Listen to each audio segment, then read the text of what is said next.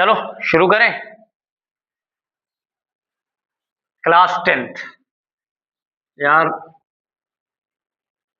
बहुत से टीचर को मैं देखता हूँ, बेचारे यूट्यूब पर पढ़ाते हैं सब, और ऑनलाइन प्लेटफॉर्म पे आते हैं, कहते हैं हेलो बच्चों, गुड मॉर्निंग, गुड आफ्टरनून। ये सब मैं करता नहीं हूँ, उसके लिए मैं माफी चाहता हूँ। जो भी मेरी वीडियो देखे उसके लिए मैं माफी चाहता हूँ, ठीक है। पढ़ाई से मतलब रखो, ठीक। क्या पढ़ाया जा रहा है और कैसा पढ़ाया जा रहा है, ठीक है। अच्छा, दूसरी चीज, अच्छा टीचर जहां भी मिले उससे पढ़ लो, ठीक। चाहे वो आपके स्कूल में हो, चाहे ऑनलाइन प्लेटफॉर्म पे हो, चाहे जहां हो, बस अच्छा टीचर मिले पढ़ लो उससे। वजह क्या है कि जहां आप जिस स्कूल में पढ़ते होंगे वहां जो आपके टीचर होंगे ना, वो सब फ्रस्ट्रेट रहते हैं, एकदम फ्रस्ट्रेटेड टीचर हैं सब। किसी को प्रिंसिपल तंग करके रखे हैं, किसी को मैनेजर तंग करके रखे हैं, किसी को डायरेक्टर तंग करके रखे हैं, वो पढ़ा नहीं पाते, ठीक। तो अच्छा टीचर मिले पढ़ो, बस पढ़ाई से मतलब रखो। क्लास 10। चलो मैं तुम लोगों को क्या पढ़ा रहा था, बेसिक्स ऑफ केमिस्ट्री। क्या पढ़ा रहा था, बेसिक्स ऑफ केमिस्ट्री। बस एक दो लेक्चर और पढ़ाऊंगा, ये चैप्टर खत्म हो जाएगा, बेसिक्स ऑफ केमिस्ट्री, ठीक है। चलो देखते हैं। अब मैं इसमें तुम लोगों को क्या पढ़ाया था, आयन के बारे में, इसके बारे में, आयन्स के बारे में, और ये भी बता दिया था आयन दो तरह के होते हैं। एक को कहते हैं कैट आयन, दूसरे को कहते हैं एन आयन। आयन होता क्या है, जब भी कोई एटम इलेक्ट्रॉन लूज करता है, इलेक्ट्रॉन गेन करता है, तो उसके ऊपर चार्ज आ जाता है, तो उसी को हम लोग क्या नाम देते हैं, आयन नाम देते हैं। ये सारी कहानी मैं आपको पिछले लेक्चर में समझा दिया था, ठीक है।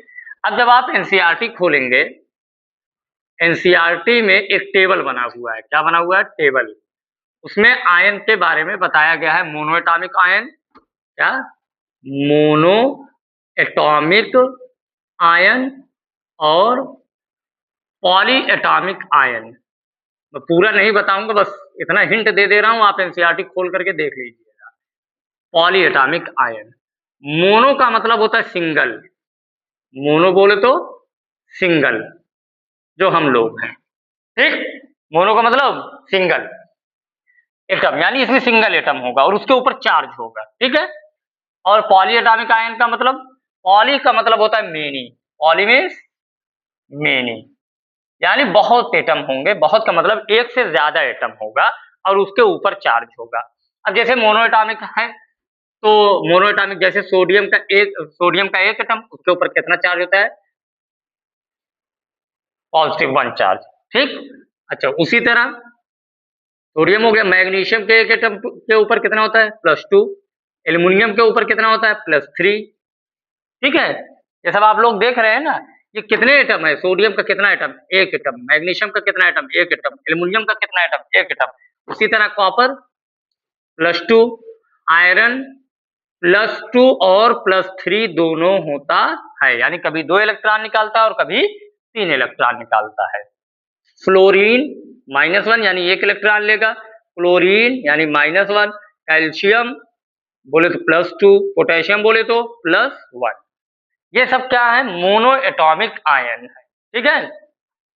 और पॉली मीन्स मेनी, अब इसमें बहुत सारे एटम होते हैं, यानी एक से ज्यादा एटम होते हैं, ठीक। जैसे अमोनियम, NH4 क्या है, अमोनियम, इसके ऊपर कितना चार्ज होता है, +1 चार्ज होता है। आई बात समझ में।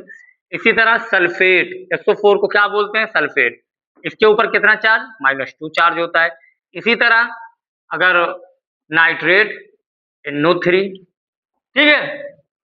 और उसके अलावा ये क्या हो गया, अमोनियम, सल्फेट, नाइट्रेट, और क्या, कार्बोनेट, कितना चार्ज होता है, -2 चार्ज। अब देखिए इसमें 4 एटम ऑक्सीजन का, एक सल्फर का, 3 एटम ऑक्सीजन का, एक नाइट्रोजन का, 3 एटम ऑक्सीजन का और 1 एटम कार्बन का। तो ये कैसे आयन है, पॉली एटॉमिक आयन है। एनसीईआरटी आप खोलेंगे जब, तो एनसीईआरटी में टेबल बना हुआ है और मोनो एटॉमिक आयन और पॉली एटॉमिक आयन के बारे में बताया गया है।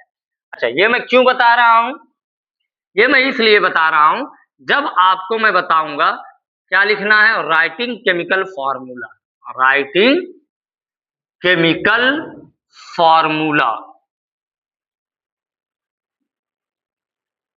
ठीक। तब वहां पे ये सब काम आएगा। आई बात समझ में, वहां पे ये सब काम आएगा। अगर आपके पास एनसीईआरटी नहीं है तो आप गूगल पे सर्च कर लीजिएगा, आयनिक टेबल इन एनसीईआरटी क्लास 9, वहां पे आपको मिल जाएगा, ये टेबल आपको पूरा मिलेगा। उसी तरह जैसे यहाँ पे सिल्वर है, सिल्वर के ऊपर कितना चार्ज होता है, +1 चार्ज होता है। आई बात समझ में? तो ये क्या है, आयन है। और कैसे आयन, मोनो एटॉमिक आयन और पॉली एटॉमिक आयन है। और इसका इस्तेमाल कब होगा, जब आप राइटिंग केमिकल फार्मूला यानी केमिकल फार्मूला लिखना सीखेंगे, तब ये आपके काम आएगा।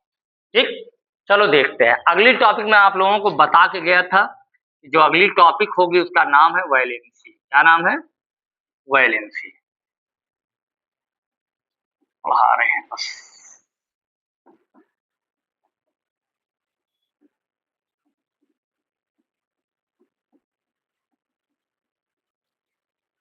चलो देखते हैं इसके बारे में, वैलेंसी के बारे में। यार वो दूसरा वाला कपड़ा दो।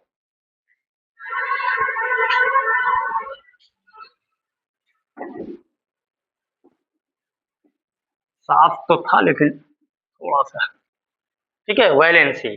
अब मैं जब वैलेंसी के बारे में बता रहा था आपको पिछले लेक्चर में, मैंने कहा था कि अगर वैलेंसी है तो इसका लेना देना किससे होगा बेटा, वैलेंस शेल से होगा। किससे होगा, वैलेंस शेल से। अच्छा, और वैलेंस शेल की अगर बात होगी तो किसकी बात होगी, वैलेंस इलेक्ट्रॉन की बात होगी। वैलेंस इलेक्ट्रॉन या वैलेंस इलेक्ट्रॉन्स की बात होगी। अब वैलेंस शेल क्या होती है, जो आउटर मोस्ट शेल होती है। कौन सी, आउटर मोस्ट शेल होती है, उसी को क्या बोलते हैं, वैलेंस शेल बोलते हैं। अब वैलेंसी क्या है, इसको कैसे डिफाइन करेंगे। वैलेंसी की ही मदद से जानते हैं कि उस एटम की कंबाइनिंग कैपेसिटी कितनी है, उस एटम की कंबाइनिंग कैपेसिटी कितनी है। अभी जरा देखिएगा, तो अगर पूछा जाए व्हाट इज वैलेंसी तो क्या बताएंगे, valency is the combining capacity, valency is the combining capacity. Valency क्या होती है, कंबाइनिंग कैपेसिटी होती है किसकी, ऑफ एन एटम। किसी एटम की कौन सी कैपेसिटी, कंबाइनिंग कैपेसिटी, यानी वो किसी दूसरे एटम के साथ कैसे कंबाइन होगा और कितने एटम के साथ कंबाइन होगा, उसी को क्या बोलते हैं, valency. Valency is the combining capacity of an atom. क्या बताता है, इंडिकेटिंग दैट, इंडिकेट करता है, इशारा करता है, सूचना देता है। ठीक, indicating that how many electron can gain comma lose और शेयर। और ये वैलेंसी क्या बताएगी, इशारा करेगी यानी इंडिकेट करेगी इसके बारे में कि कितना इलेक्ट्रॉन वो एटम गेन करेगा, या कितना एटम वो इलेक्ट्रॉन लूज करेगा, या कितना एटम वो इलेक्ट्रॉन शेयर करेगा। अब आप सोचेंगे क्या तीनों काम एक साथ होगा, नहीं। अगर कोई एटम इलेक्ट्रॉन गेन करेगा तो वो लूज नहीं करेगा, अगर कोई लूज कर रहा है तो इसका मतलब वो गेन नहीं करेगा, अगर कोई शेयर कर रहा है तो इसका मतलब वो दोनों नहीं करेगा। आई बात समझ में कि नहीं समझ में आई, तो क्या है, वैलेंसी बताएगी, कंबाइनिंग कैपेसिटी है। ठीक, अच्छा वैलेंसी। अब जरा देखिए, जैसे फॉर एग्जाम्पल, एग्जाम्पल के तौर पर आप समझिए, मैं एक एलिमेंट सोडियम, ठीक, सोडियम का एटॉमिक नंबर कितना है, 11। सोडियम का एटॉमिक नंबर 11। तो आप इसका इलेक्ट्रॉनिक कॉन्फ़िगरेशन जब लिखेंगे क्या लिखेंगे, 2,8,1। अब जरा देखिए, ये इसकी कौन सी शेल है, वैलेंस शेल है। और अगर वैलेंस शेल है तो ऑक्टेट रूल क्या कहता है, वैलेंस शेल में कम से कम कितना इलेक्ट्रॉन होना चाहिए, 8 इलेक्ट्रॉन, तब वो स्टेबल होगा। अब 8 इलेक्ट्रॉन करने के लिए, ठीक, या तो ये एक इलेक्ट्रॉन क्या कर दे, या तो इसको कोई 7 इलेक्ट्रॉन दे दे, या तो ये अपना एक इलेक्ट्रॉन निकाल दे। तो बताओ क्या इजिली ये क्या कर सकता है, 7 इलेक्ट्रॉन तो इसको कोई देगा नहीं, ये अपना एक इलेक्ट्रॉन निकाल देगा, इसको कोई 7 इलेक्ट्रॉन नहीं देगा। तो अब इसने कितना इलेक्ट्रॉन लूज किया, एक इलेक्ट्रॉन। अगर एक इलेक्ट्रॉन लूज किया तो जरा बताओ इसकी वैलेंसी कितनी होगी। तो अगर पूछा जाए वैलेंसी ऑफ सोडियम क्या हो जाएगी, 1 हो जाएगी। ठीक, अच्छा, उसी तरह अगला एग्जाम्पल आप देखिए, इसी तरह मैं क्लोरीन लिख दे रहा हूं। क्लोरीन का एटॉमिक नंबर कितना है? 17। तो क्या लिखेंगे? 2,8,7। वैलेंस शेल में इसकी कितने इलेक्ट्रॉन है? 7। या तो इसको कोई एक इलेक्ट्रॉन दे दे, या तो ये अपना 7 इलेक्ट्रॉन निकाल दे। जरा बताओ क्या आसान है? ये 7 इलेक्ट्रॉन तो कभी नहीं निकालेगा, चाहे दुनिया इधर की उधर हो जाए, ये अपना एक इलेक्ट्रॉन किसी से लेगा। अब क्या कर रहा है? गेन कर रहा है। कितना इलेक्ट्रॉन? एक इलेक्ट्रॉन। तो क्लोरीन की वैलेंसी भी कितनी हो जाएगी? 1 हो जाएगी। आई बात समझ में कि नहीं समझ में आई? इसी तरह अगर अगला एग्जाम्पल मैं ले लूं और आपसे पूछूं कि मेरे पास एक एलिमेंट है जिसका नाम कार्बन है, उसका एटॉमिक नंबर 6 है, 2,4। अब इसके पास क्या रास्ता है? 3 रास्ते। या तो कोई 4 इलेक्ट्रॉन इसको दे दे, या तो ये अपना 4 इलेक्ट्रॉन निकाल दे, या फिर ये 4 इलेक्ट्रॉन शेयर करे। 4 इलेक्ट्रॉन तो कोई कभी नहीं देगा, मैक्सिमम 3 इलेक्ट्रॉन एटम लूज करता है, और चौथा इलेक्ट्रॉन निकालने के लिए बहुत ज्यादा एनर्जी की जरूरत पड़ेगी। ठीक है, ये 4 इलेक्ट्रॉन तो इसको कोई देगा नहीं। जब इसको कोई 4 इलेक्ट्रॉन नहीं देगा तो ये अपना भी 4 इलेक्ट्रॉन कभी नहीं निकालेगा। इसका मतलब ये 4 इलेक्ट्रॉन क्या करेगा? शेयर करेगा। कोई आया है क्या? अच्छा, तो ये क्या करेगा? 4 इलेक्ट्रॉन शेयर करेगा। और जब ये अपना 4 इलेक्ट्रॉन शेयर करेगा, तो अब अगर पूछा जाए कार्बन की वैलेंसी कितनी है? 4। कार्बन की वैलेंसी 4। तो इससे क्या पता चला? इससे ये पता चला कि कोई भी एटम जितना इलेक्ट्रॉन गेन करेगा, जितना लूज करेगा या जितना शेयर करेगा, उसी को क्या बोलते हैं? उसी को बोलते हैं वैलेंसी बोलते हैं। आई बात समझ में? वैलेंसी कभी भी निगेटिव नहीं होगी, चार्ज निगेटिव होगा। वैलेंसी हमेशा क्या रहेगी? पॉजिटिव रहेगी। वैलेंसी आप लोगों की तरह नहीं है कि जो निगेटिव वे में सोचे। वैलेंसी हमेशा क्या रहेगी? पॉजिटिव रहेगी। वैलेंसी क्या होगी? Always positive. वैलेंसी हमेशा क्या रहेगी? पॉजिटिव रहेगी। वैलेंसी जब लिखोगे तो उसके सामने प्लस माइनस कुछ नहीं लगाना। पानी नहीं है? शारिक का घर देखो वहां, हाँ वहीं से जाके भर लो। ठीक, तो वैलेंसी ऑलवेज पॉजिटिव। वैलेंसी हमेशा क्या होगी? पॉजिटिव होगी। वैलेंसी कभी भी निगेटिव नहीं होगी। अब इसको कंबाइनिंग कैपेसिटी क्यों कहा गया? अब जरा देखिए, यहां पे समझने की कोशिश करिएगा, एकदम बहुत फोकस होकर के देखिए, तब समझ में आएगा। जैसे सोडियम की मैं बात कर रहा हूं, और जैसे मैं क्लोरीन की बात कर रहा हूं। ठीक, अब मुझे एक बात बताइए, सोडियम कितना इलेक्ट्रॉन लूज कर रहा है? एक इलेक्ट्रॉन लूज कर रहा है। और क्लोरीन एक इलेक्ट्रॉन गेन करेगा। क्यों? क्योंकि भाई उसके वैलेंस शेल की यही कैपेसिटी ही है। अगर तुम चाहो कि इसको कोई 2 इलेक्ट्रॉन दे दे, ये 2 इलेक्ट्रॉन नहीं लेगा, ये कहेगा भाई हमको 1 इलेक्ट्रॉन चाहिए। कितना इलेक्ट्रॉन चाहिए? 1 इलेक्ट्रॉन। कहेगा क्यों? कहेगा भाई हमको 1 इलेक्ट्रॉन मिल जाएगा, हम स्टेबल हो जाएंगे। और सोडियम से अगर कोई सोचे कि वो 2 इलेक्ट्रॉन लूज कर दे, कहेगा हम 1 ही लूज करेंगे चाहे जो हो जाए, क्योंकि हम अगर 1 लूज कर देंगे, ये हमारी वैलेंस शेल में 8 इलेक्ट्रॉन हो जाएगा, हम स्टेबल हो जाएंगे। आई बात समझ में कि नहीं समझ में? अब जरा देखिए, अगर सोडियम से कोई कहे, या सोडियम खुद कहे कि मैं चाह रहा हूं कि मेरे साथ, यानी सोडियम के एक सोडियम एटम के साथ 2 क्लोरीन के एटम बॉन्ड बनाए। एक सोडियम एटम के साथ 2 क्लोरीन के एटम बॉन्ड बनाए। सोडियम कितना इलेक्ट्रॉन लूज कर रहा है? 1 इलेक्ट्रॉन लूज कर रहा है। क्लोरीन को कितना इलेक्ट्रॉन चाहिए? 1 इलेक्ट्रॉन चाहिए। तो जरा बताइए, क्या ये पॉसिबल है? ये 1 इलेक्ट्रॉन लूज कर रहा है और ये 1 इलेक्ट्रॉन गेन कर रहा है। तो दोनों जब भी कंबाइन होंगे तो एक एटम सोडियम का और एक एटम क्लोरीन का, क्योंकि क्लोरीन के एक एटम को कितना इलेक्ट्रॉन चाहिए? 1। और सोडियम के एक एटम को कितना इलेक्ट्रॉन लूज करना है? 1 इलेक्ट्रॉन। तो यानी दोनों का हमेशा कैसा रहेगा? एक एक एटम रहेगा, तब क्या बन जाएगा? NaCl बन जाएगा। तो अगर मैं आपसे पूछूं, क्या ये पॉसिबल है कि एक सोडियम एटम के साथ 2 क्लोरीन के एटम कंबाइन हो जाए? नहीं, ये पॉसिबल नहीं है, क्योंकि दोनों की वैलेंसी कितनी है? 1 है। तो दोनों के एटम कितने होने चाहिए? 1 होने चाहिए। ठीक, उसी तरह अगर मैं चाहूं कि 2 सोडियम एटम के साथ एक क्लोरीन एटम कंबाइन हो तो क्या ये पॉसिबल है? तो आप कहेंगे नहीं सर, ये भी पॉसिबल नहीं। क्यों पॉसिबल नहीं है? क्योंकि दोनों की वैलेंसी कितनी है? 1। दोनों के कितने कितने एटम कंबाइन होंगे? एक एक एटम कंबाइन। आई इतनी बात समझ में? उम्मीद है कि इतनी बात आप लोगों को समझ में आई होगी। अच्छा, अब चलिए, अगर ये समझ में आ गई है, लिखना चाहते हो लिख ले, स्क्रीनशॉट लेके रख लीजिए। ठीक, चलिए, अब वैलेंसी ही अभी मैं आप लोगों को बताऊंगा। अब यहाँ पे एक बार अलीगढ़ मुस्लिम यूनिवर्सिटी में एमयू में एक क्वेश्चन पूछा गया था +2 में। +2 का एंट्रेंस था, उसमें एक क्वेश्चन पूछा गया था। क्वेश्चन बहुत अच्छा था। अभी मैं बता रहा हूँ कौन सा क्वेश्चन।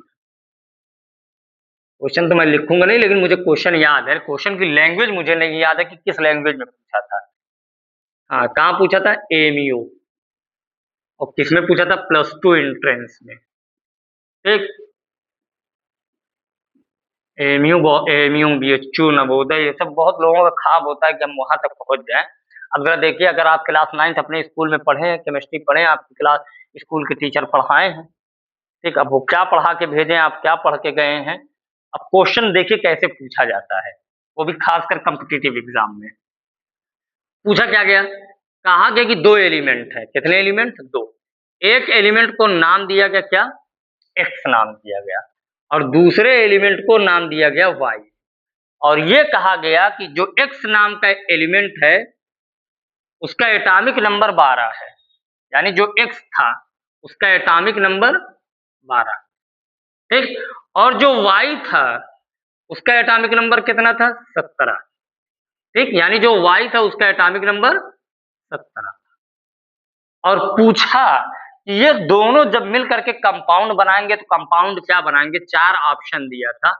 ए क्या था? X Y. बी क्या था? x2y। ठीक, सी XY2, और डी X2Y2। ये क्वेश्चन था। अब आपके पास अगर कंसेप्ट आप नहीं पढ़े, कॉन्सेप्ट आपका नहीं क्लियर, ठंडा पानी दे दिया क्या यार फ्रिज का? बहुत बढ़िया। अगर आपका कॉन्सेप्ट नहीं क्लियर है तो आप यही सोचने लगेंगे कौन सा पीरियोडिक टेबल में एलिमेंट है जिसका नाम x और जिसका नाम y है।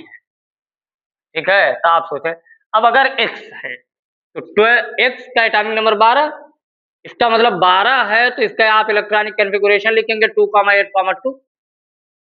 ठीक, और आप इसका इलेक्ट्रॉनिक कॉन्फ़िगरेशन लिखेंगे 2,8,7। यही लिखेंगे ना, तो इसके अलावा कुछ और आ जाएगा। अब इसकी वैलेंस शेल देखिए, इसकी वैलेंस शेल देखिए। ये अपने वैलेंस शेल में या तो इसको कोई 6 इलेक्ट्रॉन दे दे, या तो ये क्या कर दे, अपना 2 इलेक्ट्रॉन निकाल दे। आप कहेंगे 6 इलेक्ट्रॉन तो कोई नहीं देगा, 2 इलेक्ट्रॉन निकालेगा। यानी x की वैलेंसी जो हो जाएगी, वैलेंसी ऑफ x कितनी हो जाएगी? 2। और यहाँ पे क्या हो जाएगा? 1 इलेक्ट्रॉन ये पा जाएगा, ये एकदम संतुष्ट हो जाएगा, सेटिस्फाई हो जाएगा, स्टेबल हो जाएगा। तो यानी इसकी वैलेंसी कितनी हो गई? 1। इसकी वैलेंसी कितनी हो गई? 1।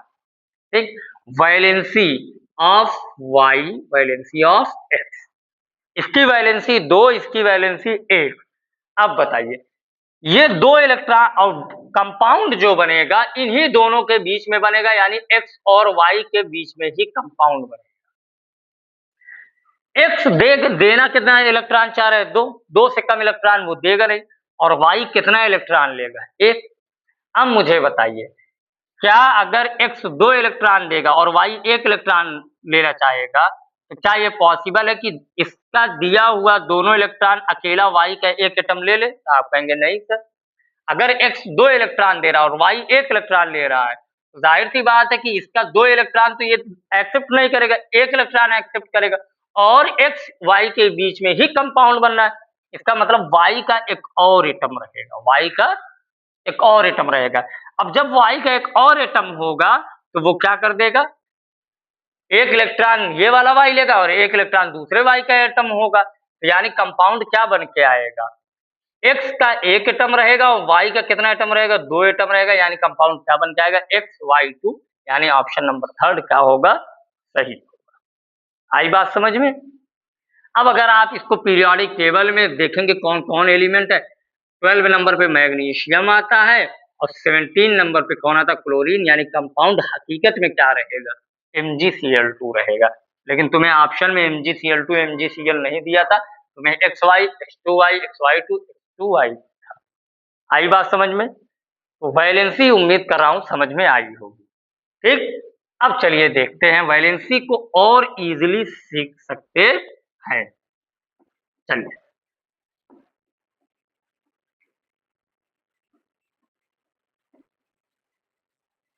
अब देखिए इजी वे वैलेंसी सीखने का क्या है। अगर किसी एटम की वैलेंस शेल में 1 2 3 4 इलेक्ट्रॉन है तो उसकी वैलेंसी भी वैलेंस इलेक्ट्रॉन के बराबर होगी। अगर वैलेंस इलेक्ट्रॉन 1 है तो उसकी वैलेंसी 1 होगी। अगर वैलेंस इलेक्ट्रॉन 2 है तो उसकी वैलेंसी 2 होगी। अगर वैलेंस इलेक्ट्रॉन 3 है तो उसकी वैलेंसी 3 होगी। अगर उसकी वैलेंसी 4 है तो अगर उसके वैलेंस इलेक्ट्रॉन 4 है तो उसकी वैलेंसी 4 होगी। ठीक, क्या मैं लिख रहा हूं देखें, ये इंपॉर्टेंट पॉइंट है, नोट करके।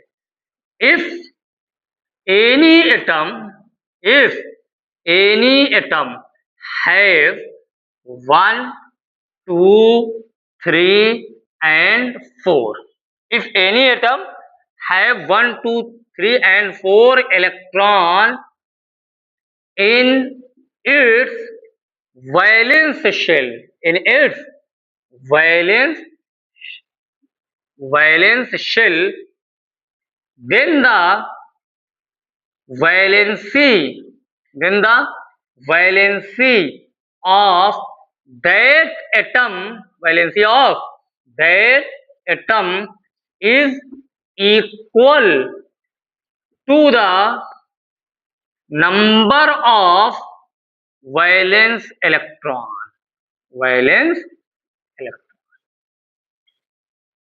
ठीक, अगर किसी एटम की वैलेंस शेल में 1 2 3 4 इलेक्ट्रॉन है तो उसकी वैलेंसी भी कितनी होगी, 1 2 3 4 ही होगी, उसमें कोई चेंज नहीं आएगा। जैसे फॉर एग्जांपल अगर पूछा जाए हाइड्रोजन एटॉमिक नंबर 1 पहली ऑर्बिट यानी उसकी वैलेंस शेल होगी, तो जरा बताइए इसकी वैलेंसी कितनी होगी, 1 ही होगी। आई बात समझ में? जैसे लिथियम कितना है, 3, तो क्या लिखेंगे 2,1, तो इसकी भी वैलेंसी कितनी हो गई, 1 ही होगी।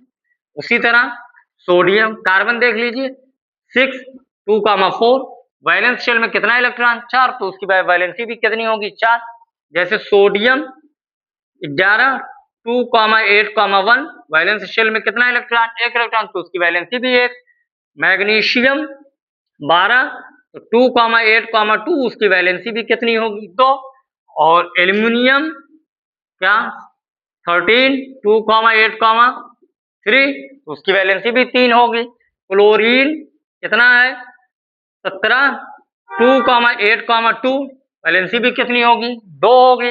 अच्छा, और पोटेशियम 19 2,8,1, वैलेंसी कितनी, 1। उसी तरह कैल्शियम 20 2,8,8,2, इसकी भी वैलेंसी कितनी होगी, 2। अगर वैलेंस शेल में 1 2 3 4 इलेक्ट्रॉन है तो उसकी वैलेंसी उसके वैलेंस इलेक्ट्रॉन के बराबर होती है। लाया जरा पानी दो। हाँ, आओगे कैमरे के सामने, अरे यहाँ आओ, अरे बढ़िया लग। ये देखो मेरा छोटा भाई है, इनका नाम मोहम्मद जैद है, बहुत बढ़िया लड़का है, हर बात मेरी मानता है। ठीक, हंस दो एक बार। चलो, प्यास लग गई थी ना, बहुत गर्मी है।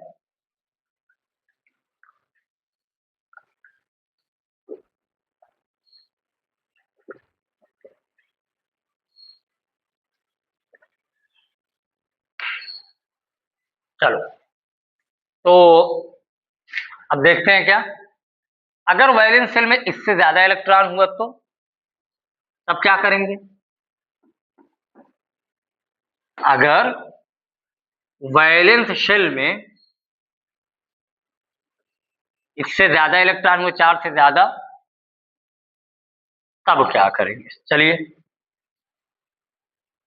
क्लोरीन के बारे में अभी मैं बताया था, शायद गलती से बता दिया क्या तुम लोगों को अभी? अच्छा, अगर क्लोरीन था वहां पे, क्लोरीन को थोड़ी देर के लिए रुक जाइए, अभी समझ में आ जाएगा। चलिए, if valence electron, if valence electron is 5, 6 and 7, then तुमको क्या करना है तब वैलेंसी फाइंड करने के लिए? ऐसे केस में अगर वैलेंस इलेक्ट्रॉन कितना है, 5, 6 और 7 है, तब ऐसे केस में वैलेंसी कैसे फाइंड करेंगे? तो ऐसे केस में वैलेंसी फाइंड करने के लिए एक फार्मूला याद कर लीजिए, 8 minus valence electron, 8 minus valence electron. ठीक, 8 में से आप किसको निकाल देंगे? वैलेंस इलेक्ट्रॉन को निकाल देंगे। कहेगा कैसे? जैसे फ्लोरीन है, 9 है, 2,7, वैलेंस शेल में कितना इलेक्ट्रॉन है? 7, 8 में से 7 निकाल देंगे, कितना आ जाएगा? 1। तो इसकी वैलेंसी कितनी हो जाएगी? 1 हो जाएगी। आई बात समझ में? जैसे इसी तरह अगर मैं क्लोरीन की बात करूं, क्लोरीन का एटॉमिक नंबर 17, 2,8, 7, जरा देखिए, तो 8 में से कितना निकाल देंगे? 7 माइनस कर देंगे, कितना हो जाएगा? 1 इलेक्ट्रॉन, 1 आएगा, तो इसकी वैलेंसी भी कितनी हो जाएगी? 1 हो जाएगी। आई बात समझ में? तो अगर वैलेंस इलेक्ट्रॉन क्या है, 5 है, 6 है, 7 है, तो आपको कुछ नहीं करना, 8 माइनस वैलेंस इलेक्ट्रॉन कर देना है, आपको वैलेंसी मिल जाएगी। इतनी बातें समझ में आई? उम्मीद है कि इतनी बातें आप लोगों को समझ में आई होगी। ठीक है, अब आप लोगों को क्या बताना है? How to write the chemical formula, chemical formula कैसे लिखें। ठीक है, चलो देखते हैं।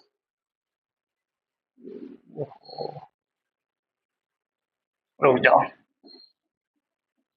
केमिकल फार्मूला कैसे लिखें? ठीक, चलो देखते हैं। How to write the, how to write the chemical formula, how to write the chemical formula, कैसे केमिकल फार्मूला लिखा जाए? केमिकल फार्मूला लिखने का क्या तरीका है? तो आप सबसे पहले क्या करिए, 1 एटॉमिक नंबर 1 से लेकर के 20 तक सभी एलिमेंट के सिंबल को, एटॉमिक नंबर को आप याद कर लीजिए। कहां से कहां तक?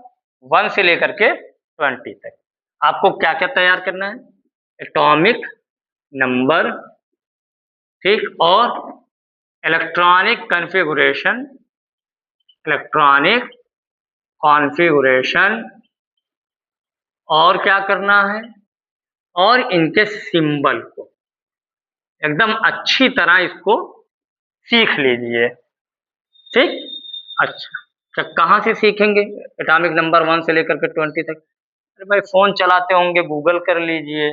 फोन नहीं चलाते हैं तो आप वीडियो नहीं देख पाएंगे, तो मैं आपको कैसे बताऊं? अगर आप वीडियो देख रहे हैं इसका मतलब आपके पास फोन है। ठीक, इतना तो कर सकते हैं। अच्छा, दूसरा काम क्या करना है, जो अभी मैं आपको कुछ देर पहले बताया था, एनसीईआरटी में टेबल दिया है किसके ऊपर? आयन के ऊपर। उस टेबल को एकदम अच्छी तरह क्या कर लीजिए? लर्न कर लीजिए, सीख लीजिए, याद कर लीजिए, तब आप क्या लिख पाएंगे? केमिकल फार्मूला लिख पाएंगे।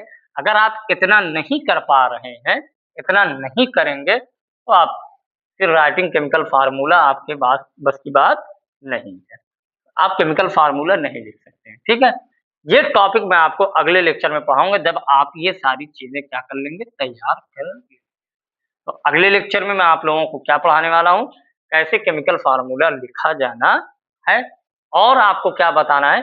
कुछ छोटी छोटी टिप्स बेसिक ऑफ केमिस्ट्री की। उसके बाद आपका जो आपकी बुक का पहला चैप्टर है केमिकल रिएक्शंस एंड इक्वेशन, वो। ठीक, थैंक यू सो मच।